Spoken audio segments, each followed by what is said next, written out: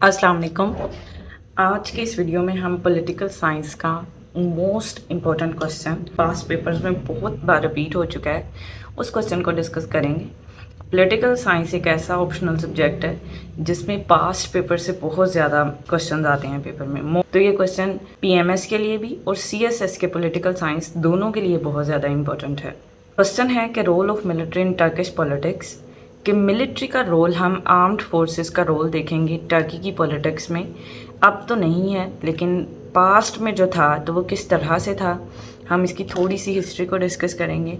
And then हम ये देखेंगे कि किस तरह से चेंज आया टर्की में, मिलिट्री का रोल कम्प्लीटली ख़त्म हो गया और सिविलियन गवर्नमेंट को हायर रैंक मिल गया। Turkish military has been pivotal actor in the political life of modern Turkey, both in domestically and abroad.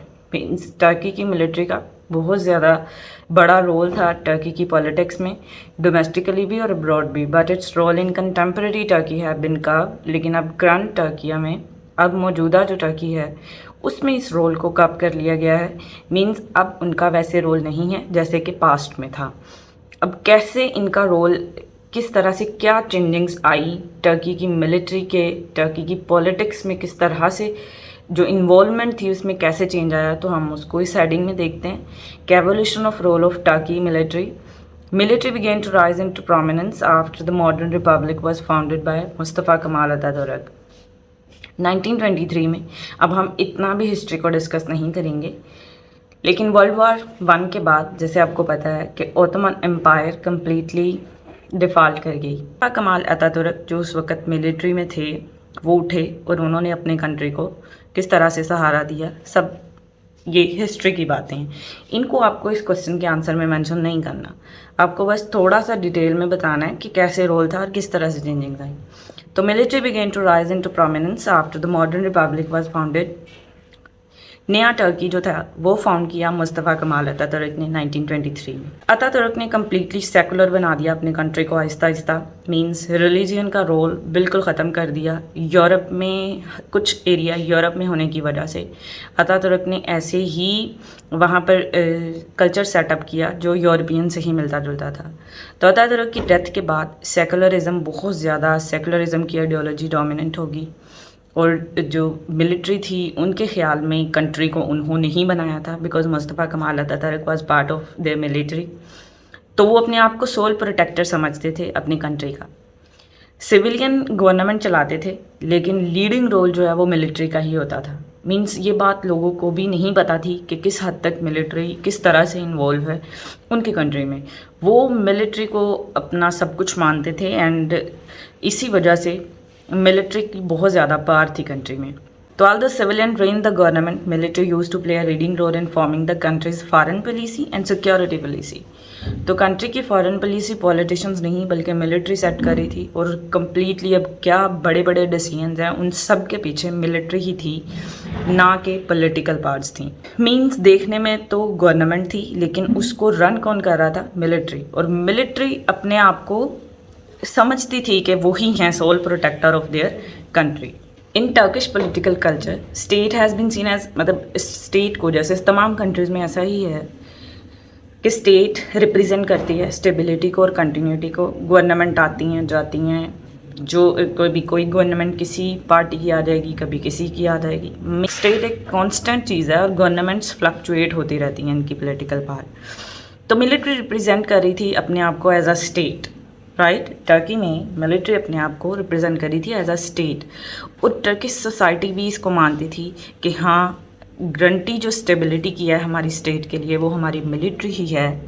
Means वैसे तो मिलिट्री का काम डिफेंस होता है, सिक्योरिटी होता है अपनी कंट्री की, उसके अलावा मिलिट्री का पॉलिटिक्स में कोई रोल नहीं होता एक डेमोक्रेटिक कंट्री में। बट टर्की में ऐसा नहीं था। मिलिट्री रिप्रेजेंट कर रही थी खुद को एज अ स्टेट, और टर्किश सोसाइटी, वहाँ के सब लोग, पॉपुलेशन, गवर्नमेंट्स भी इतनी पावरफुल नहीं थी कि वो कुछ एक्शन ले सकें इसके अगेंस्ट। तो as a guarantor of the stability of the state अपने आप को रिप्रेजेंट कर रही थी military. Self declared guardians of Ataturk secular legacy, अपने आप को मिलिट्री खुद ही अपने आप को गार्डियन उन्होंने कह दिया था। किसकी लेगेसी का? अतातुर्क का। मिलिट्री एसोसिएट रही with tradition of upheaval and history of overthrowing unpopular governments at times of political chaos and economic crisis. Country में जब कभी भी कोई इकोनॉमिक क्राइसिस होता या पॉलिटिकल केओस होता, कोई भी कंट्री में इमरजेंसी है, कुछ भी है, तो उस टाइम पे मिलिट्री आगे आती और उस गवर्नमेंट को ख़त्म कर देती, बिकॉज वो अपने आप को गार्डियन कह रहे थे। उनका रोल होता था, मतलब जिस तरह से हमारे कंट्री में मार्शल लॉ लगता है, इसी तरह से टर्की में भी था कि जब कोई गवर्नमेंट उनको लगता था कि सही काम नहीं कर रही, इकोनॉमिक क्राइसिस है हमारे कंट्री में, तो वो रिस्पॉन्सिबिलिटी मिलिट्री समझती थी कि अब हमें अपनी कंट्री की हेल्प के लिए आगे जाना चाहिए। तो डेमोक्रेटिक कंट्रीज़ में तो ऐसा नहीं होता। तो अभी हम डिस्कस करेंगे कि किस तरह से कैसे कैसे मार्शल लॉज लगे टर्की में, कौन कौन से मार्शल लॉ और किस किस टाइम पे लगे, किस तरह से। तो TSK टर्की लैंग्वेज में टर्किश आर्म्ड फोर्सेस को कहा जाता है, TSK। तो कंट्री में ऑलमोस्ट 3 to 4 1960 से लेकर 1980 तक 3 कोर्स हुए ऑफिसर्स की तरफ से। तीनों के तीनों कोर्स में मिलिट्री ने ये क्लेम किया कि Islam was becoming involved in the political sphere.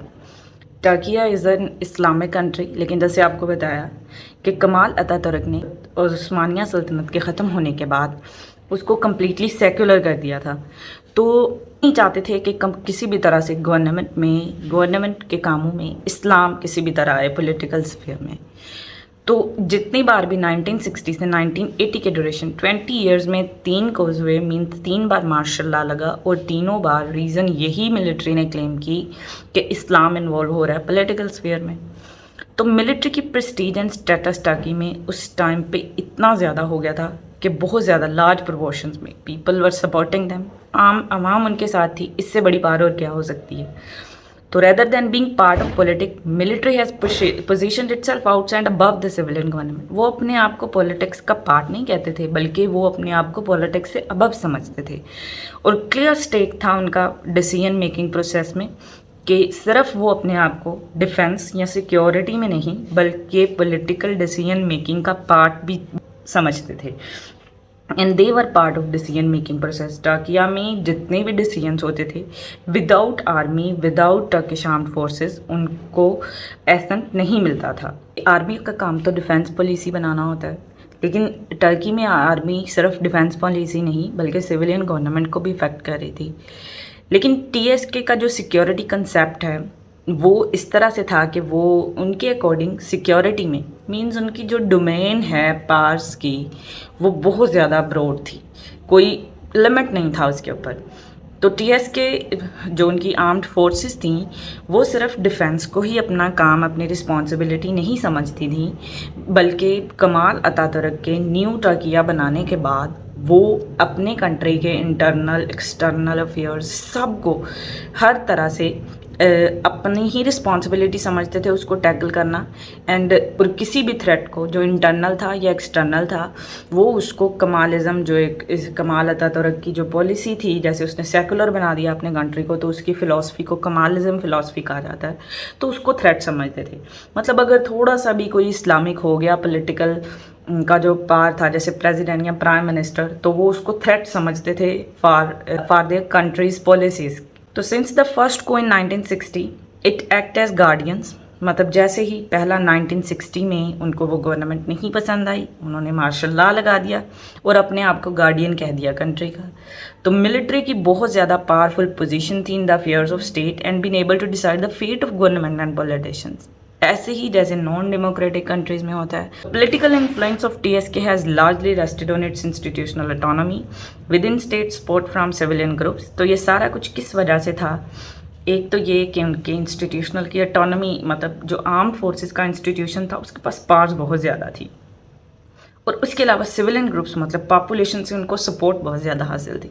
Turkish protocol the chief of defence has ranked as number 3 below the president and prime minister but above the minister of defence. Minister of defence जो है वो political minister होता है, जैसे हमारे country में भी minister of defence है, तो वो पॉलिटिकल एडमिनिस्ट्रेटर होता है। लेकिन चीफ ऑफ डिफेंस की पावर्स जो थी वो मिनिस्टर ऑफ डिफेंस से भी ज़्यादा थी। Chief of defence reporting direct जाके प्राइम मिनिस्टर को करता था, इसकी बजाय कि वो मिनिस्टर ऑफ डिफेंस को करे। तो Turkish general has perform some task as defence policy, strategy, planning, हर तरह से वो काम कर रहे थे। मतलब हर इंस्टीट्यूशन का हेड मिलिट्री मैन ही था कोई ना कोई। So competence in defence matters concentrate होगी मिलिट्री ऑर्गेनाइजेशन में कि अब डिफेंस का कोई काम पॉलिटिकली नहीं किया जाएगा। पॉलिटिक्स किसी भी तरह से उनमें इन्वॉल्व नहीं थी। जिस तरह से एडमिनिस्ट्रेटिव हेड है, मतलब हर हमारे कंट्री में जितनी भी मिनिस्ट्रीज हैं उनके दो हेड होते हैं, एक पॉलिटिकल हेड और एक एडमिनिस्ट्रेटिव हेड। तो टर्किया में भी ऐसे ही था, लेकिन टर्की में ज़्यादा से ज़्यादा प्रेफरेंस जो है वो चीफ ऑफ डिफेंस को दी जाती थी, इसकी बजाय कि मिनिस्ट्री ऑफ नेशनल डिफेंस या फिर ब्यूरोक्रेसी को दी जाए। डिफेंस में मिनिस्ट्री ऑफ नेशनल डिफेंस और ब्यूरोक्रेसी की किसी भी तरह से कंसेंट या उनको कोई भी पावर हासिल नहीं थी, बल्कि सारा का सारा जो पावर है वो कंसंट्रेटेड थी किसके पास? मिलिट्री ऑर्गेनाइजेशन के पास। अब हम देखेंगे काजेस कि क्यों इतनी पावरफुल थी मिलिट्री। फर्स्ट तो काज ये था कि इस इंस्टीट्यूशन के पास बहुत ज़्यादा ऑटोनॉमी थी, पार्लियामेंट के पास पावर्स बहुत ज़्यादा कम थी। पार्लियामेंट को इसकी बजाय कि पार्लियामेंट देखे मिलिट्री को, बल्कि मिलिट्री ओवरसाइट करती थी पार्लियामेंट की हर लेजिस्लेशन को। जो लेजिस्लेशन नहीं पसंद आ रही मिलिट्री उसको कैंसिल कर देगी। तो historically judiciary, bureaucracy, academic, media, private business sector, तमाम लोग टर्किश आर्म्ड फोर्सेस को सपोर्ट करते थे। उनके किसी भी डिसीजन को वो वेलकम करते थे। इसका मतलब ये नहीं कि टीएसके किसी एक पार्टी के साथ था, मतलब एक पार्टी को सपोर्ट कर रहा है और उसी को बार बार लेके आ रहा है इक़्तिदार में। ऐसा नहीं था। जो पार्टी उनकी बात मान रही थी उसको वो इक़्तिदार में ले आते थे, वरना जो पार्टी उनके अकॉर्डिंग नहीं होती थी उसको ये कह के कि ये इस्लाम को इन्वॉल्व कर रहे हैं स्टेट के अफेयर्स में, तो general rather have change civilian allies according to their own goal and purposes. तो जो बड़े जनरल्स थे वो अपने खुद के गोल और अपने पर्पस के अकॉर्डिंग जो है सिविलियन गवर्नमेंट को चेंज करते जा रहे थे। Next is Turkish armed forces और पॉपुलेशन की सपोर्ट क्या थी उनके लिए। मिलिट्री की बहुत बड़ी स्टैंडिंग थी in Turkish population. Until the 2000s it was rare to hear or see any open criticism on the TSK. Turkish armed forces पे कोई भी क्रिटिसिज्म भी नहीं करता था। अवाम उनकी दिल से रिस्पेक्ट करती थी and everyone was with them. तो previously military has been the most trusted institution in Turkey. Turkey में सबसे ज़्यादा जिस इंस्टीट्यूशन पर पीपल रिलाई करते थे वो मिलिट्री ही था। Scoring much better in opinion polls में, रेफरेंडम्स में, सिविल पॉलिटिकल ऑर्गेनाइजेशंस में, हर तरह से लोग उनको सपोर्ट करते थे। मिलिट्री की इंटरवेंशंस को पॉलिटिक्स में, यानी पॉलिटिक्स में मिलिट्री की जो भी इंटरवेंशन होती थी, जो वो चाहते थे जैसा हो, जैसे वो चाहते उसमें इंटरवेंट करें, उसको एक्सेप्ट किया जाता था by the population as a necessity in times of national crisis. कि हाँ, मिलिट्री उनको जिस तरह सा पॉइंट ऑफ व्यू बताती थी कि कैसे नेशनल क्राइसिस चल रहा है और हमारा इंटरवीन करना बहुत ज़्यादा ज़रूरी है, अवाम उसको एक्सेप्ट करते थे। तो सो उनको किसी भी किस्म की क्रिटिसिज्म किसी भी तरफ से नहीं मिलती थी, ना तो मीडिया की तरफ से और ना ही लोगों की तरफ से। 1960, 1971 और 1980 जैसे बताया 3 कोर्स हुए, 3 मार्शल लॉज लगे, मिलिट्री ने इंटरवेन किया, गवर्नमेंट को चेंज कर दिया। हर इंटरवेंशन के बाद मिलिट्री लीडरशिप उससे पहले ज़्यादा स्ट्रेंथन हो जाती थी, बिकॉज मार्शल लॉ लगाया, अपने अकॉर्डिंग चेंजिंग्स की कॉन्स्टिट्यूशन में खुद को और ज़्यादा पावरफुल बनाया और नेक्स्ट न्यू पॉलिटिकल गवर्नमेंट ले आया फॉर डेमोक्रेसी। तो ये एक जुडिशियल सिस्टम पर भी उनका इफेक्ट था और पॉलिटिकल सिस्टम पर भी, दोनों में उन्होंने इतनी ज़्यादा अमेंडमेंट्स करके अपनी पावर ज़्यादा बना दी।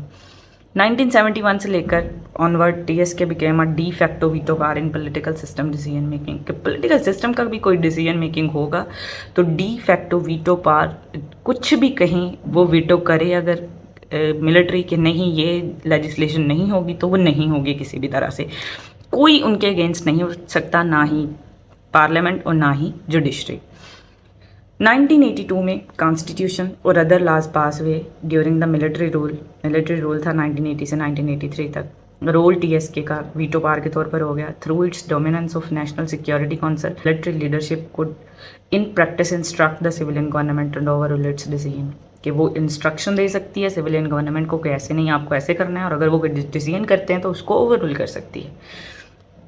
इतनी ज़्यादा पावर हो गई उनके पास 1982 के, मतलब हर आफ्टर एवरी मार्शल लॉ वो एक नई स्ट्रेंथ के साथ अपीयर हुए।